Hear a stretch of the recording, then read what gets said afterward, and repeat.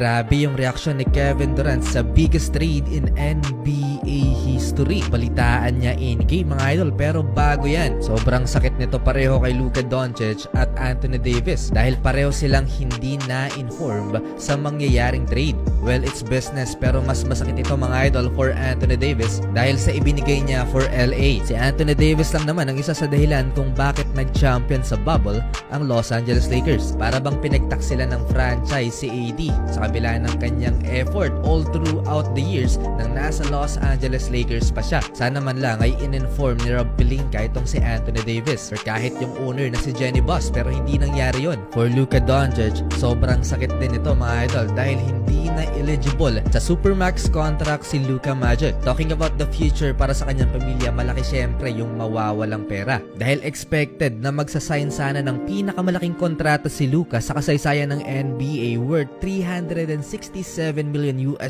Masakit din syempre yung trade na yan para kay Dirk Nowitzki dahil si Luka Doncic yung pinasahan niya ng torch na magpapatuloy sa kanyang legacy sa Dallas. Alam ng mga NBA players kung ano yung mawawala both parties, kaya naman ito yung reaction ni Kevin Durant. Hindi napigilang basahin yung balita in-game dahil si KD kulat din sa nangyari.